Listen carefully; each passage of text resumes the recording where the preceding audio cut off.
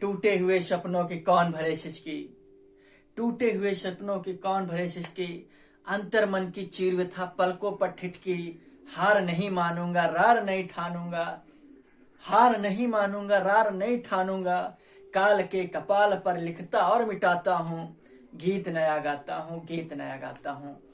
जैसा कि इन पंक्तियों से आज के लेक्चर के मैं आगाज कर रहा हूँ, शुरुआत कर रहा हूँ, तो उसका तात्पर्य यह है कि आज का जो लेक्चर है, जो आज उग्रवादी नेता आज पढ़ेंगे, क्रांतिकारी नेताओं के बारे में आज पढ़ेंगे, आप देखेंगे उन्होंने मरते दम तक हार नहीं मानी है। जब भी उनको लगा है कि अब हम हारने वाले, उन्होंने एक नई कहानी रच दी है। तो ऐसे ही कुछ उग्रवादी क्रांतिकारी नेताओं के बारे में आज हम पढ़ाई करेंगे। आज हमारा लेक्चर पूरा उन्हीं पर निर्भर करेगा। जैसा कि हम पढ़ रहे थे प्रथम चरण भारत में क्रांतिकारी गतिविधियों का, उसी का आज एक अगला लेक्चर है। इसमें आज हम अनुशीलन समिति के बारे में पढ़ेंगे।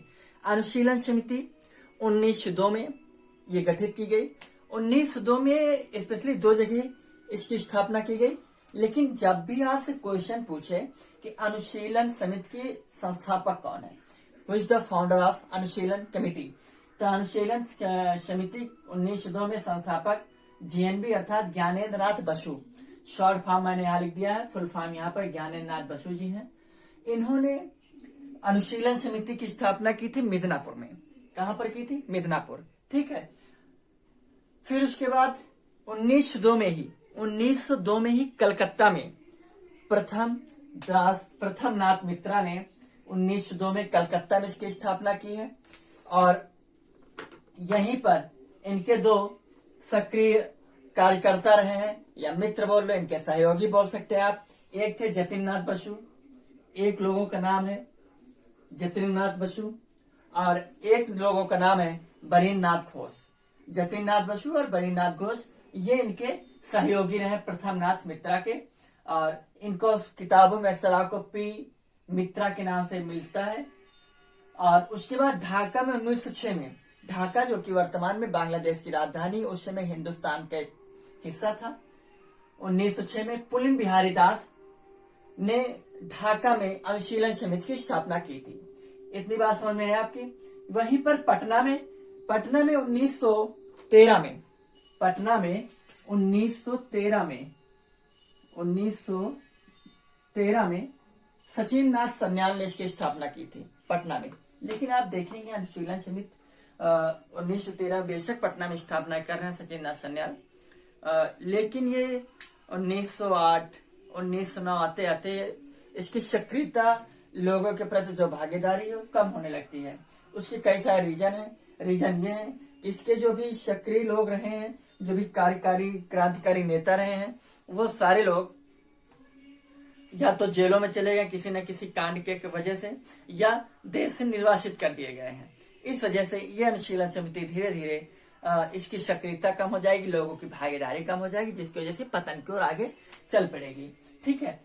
वहीं पर अगर बात की जाए तो इन जो अनुशीलन समिति है, इनमें से सबसे सक्रिय, जो सर्वाधिक सक्रिय अनुशीलन समिति थी कलकत्ता की 1902 में, जो कि प्रथम नाथ मित्रा जी के दिशा निर्देशन पर स्थापना की गई थी। और सर्वाधिक जो संगठित थी वो पुलिन बिहारी दास के द्वारा जो गठित या संगठित या स्थापित की गई थी, वो 1906 में ढाका में। उसके बाद अगर देखा जाए तो इसी के सहयोगी रहे हैं एक बरीन्द्र कुमार घोष और भूपेन्द्र नाथ। बरीन्द्र कुमार घोष और भूपेन्द्र नाथ जो कि अनुशीलन समिति के सदस्य रहे, इन्होंने युगांतर पार्टी की स्थापना 1906 में की। किसने की 1906 में युगांतर पार्टी की स्थापना? बरीन्द्र कुमार घोष और भूपेन्द्र नाथ। यही लोग इसके अनुशीलन समिति के सदस्य हैं। युगांतर पार्टी एक साप्ताहिक पत्रिका प्रकाशित करती है युगांतर पत्रिका के नाम से। और इस युगांतर पत्रिका में स्पेशली कलकत्ता में एक मुस्लिम समूह था। मुस्लिम धर्म में उनके भी जातियां कई सारी होती हैं, उनमें बरिसाल मुस्लिम थे, जिन पर अंग्रेजों ने कुछ ज्यादा ही अत्याचार और विरोध किया, अत्याचार किए थे।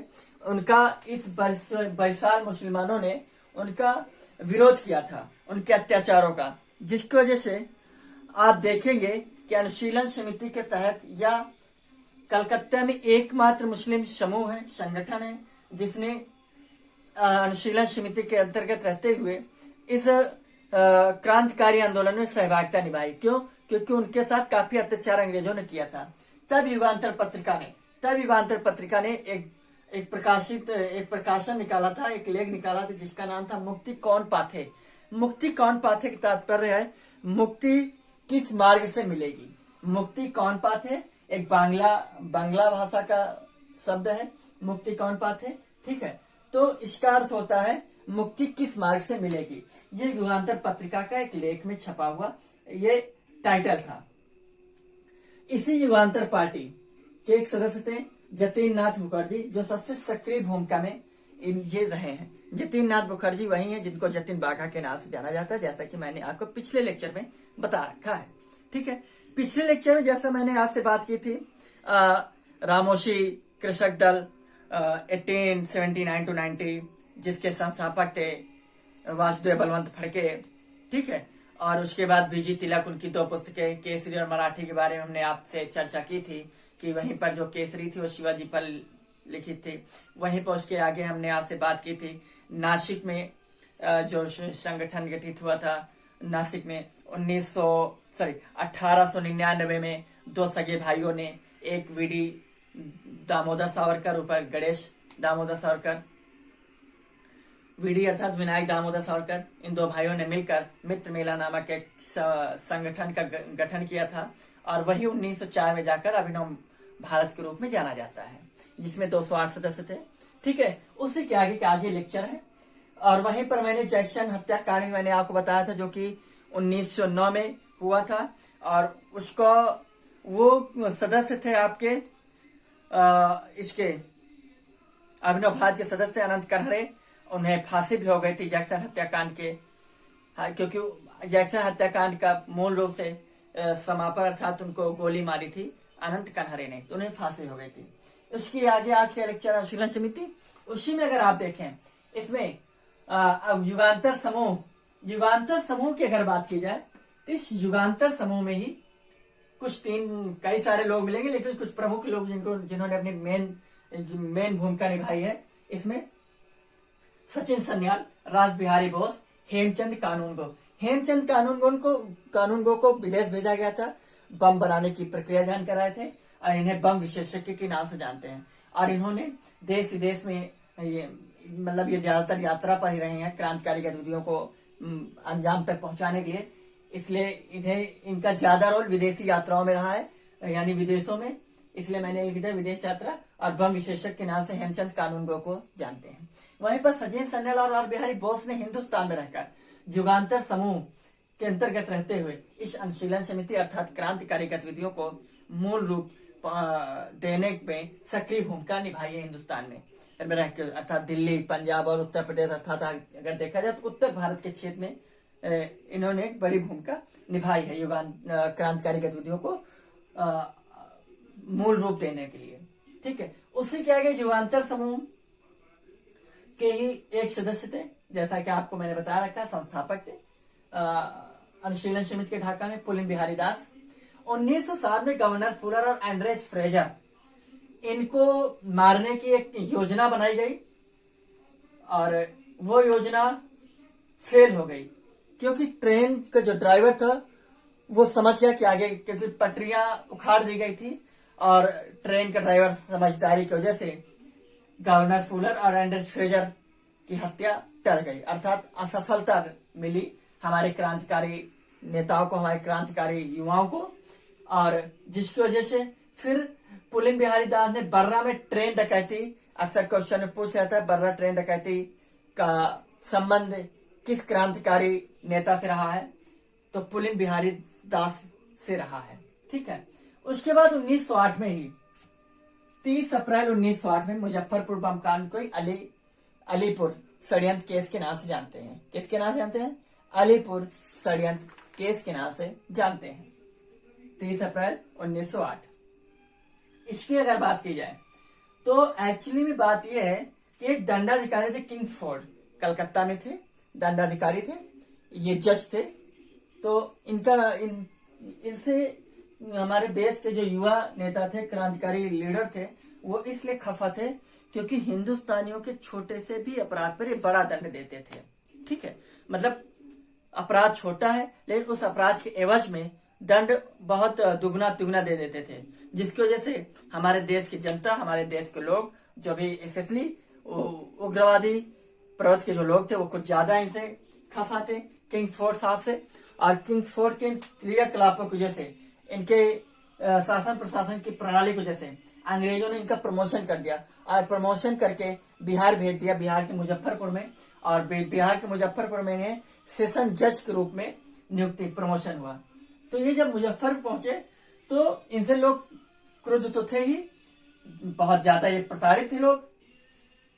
तो ये इनको मारने का प्लान बनाया गया, इनको किंग्सफोर्ड साहब को। तो किंग्सफोर्ड को मारने का जब प्लान बनाया गया, वो दो प्रमुख क्रांति उग्रवादी नेता रहे, खुदीराम बोस जो कि 18 वर्ष के नेता, जिनकी उम्र 18 वर्ष रही है, और प्रफुल्ल चाकी।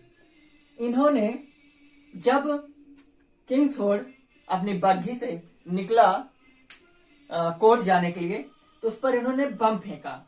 जब इन्होंने, खुदीराम बोस और प्रफुल्ल चाकी ने जब उस पर इन्होंने बम फेंका, 23 अप्रैल 1960 की घटना है, जब उस पर इन्होंने बम फेंका तो समस्या ये रही कि उस दिन उस बग्घी में किंग्सफोर्ड ना आकर श्री कैनेडी, जो कि हिंदुस्तानी देशवासियों के समर्थक रहे हैं, उनके हमदर्द रहे, उनकी पत्नी और बेटी उसमें थी। इस बम कांड में श्री कैनेडी साहब की बेटी और पत्नी की हत्या हो गई और किंग्सफोर्ड बच गया साफ साफ। इस कांड में खुदीराम बोस और प्रफुल्ल चाकी ने आत्महत्या कर ली। क्यों? अब जैसे आप कुछ इतिहासकारों को देखोगे या कुछ लोगों को किंवदंतियां जो बहुत ज्यादा फैली हुई हैं, और कुछ गूढ़ पुरुष बहुत ज्यादा हमारे समझ पाए जाते हैं, तो कहेंगे वो डर गए या उन्होंने डरकर आत्महत्या कर ली। डरकर आत्महत्या नहीं की है, उन्होंने आत्महत्या इसलिए अपने आप में गोली मार ली, अपनी आत्महत्या कर ली ताकि अंग्रेजों के हाथ वो नहीं जाना चाहते थे, और आत्महत्या तब उन्होंने की है। ठीक है, तो यहाँ पर इनकी कायरता नहीं है, इनकी बहादुरी नजर आती है कि हम अंग्रेजों के हाथों से मरने से अच्छा है कि हम स्वयं के हाथों से मरें। ठीक है, वहीं पर खुदीराम बोस का केस चला और 18 वर्ष की उम्र में 11 अगस्त 1908 को खुदीराम बोस को फांसी पर चढ़ा दिया गया और फांसी दे दी गई। और हिंदुस्तान के इतिहास में सबसे कम उम्र के क्रांतिकारी उग्रवादी नेता हैं खुदीराम बोस, सबसे युवा जो फांसी पर चढ़े हैं। कि मुजफ्फरपुर बम कांड या उसी को अलीपुर षड्यंत्र केस के नाम से जानते हैं, जो कि 30 अप्रैल 1908 को घटना घटी थी। खुदीराम बोस और प्रफुल्ल चाकी दोनों लोग मिलकर उस घटना को अंतिम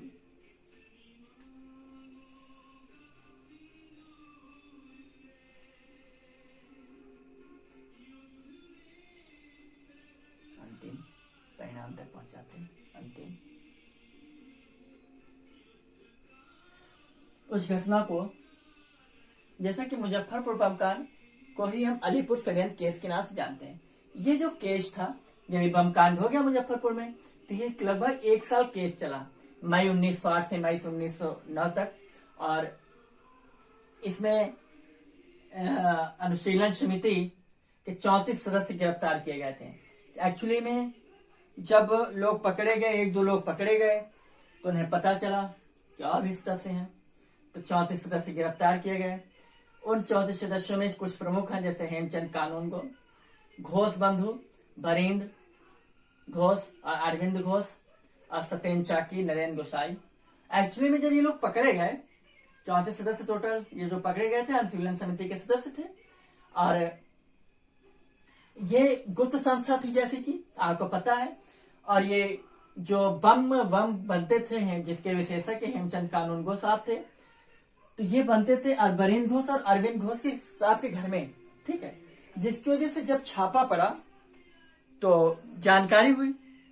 एक्चुअली जो नरेंद्र गोसाई थे, जब ये लोग पकड़े गए, इनमें जो नरेंद्र गोसाई थे ये अंग्रेजों की प्रताड़ना को सह नहीं पाए, ठीक है, झेल नहीं पाए, जिसकी वजह से इन्होंने अपना मुंह खोल दिया और इन्होंने सब कुछ उगल दिया, सब कुछ, कि अरे तुम क्या जानते हो अनुशीलन समिति के कितने सदस्य हैं, एक बड़ी समिति है, एक गुप्त संस्था है, ऐसी कई सारी छोटी छोटी और संस्थाएं चल रही हैं, ये उन छोटी छोटी संस्थाओं की एक प्रमुख संस्था है, और तुम कब तक पकड़ोगे।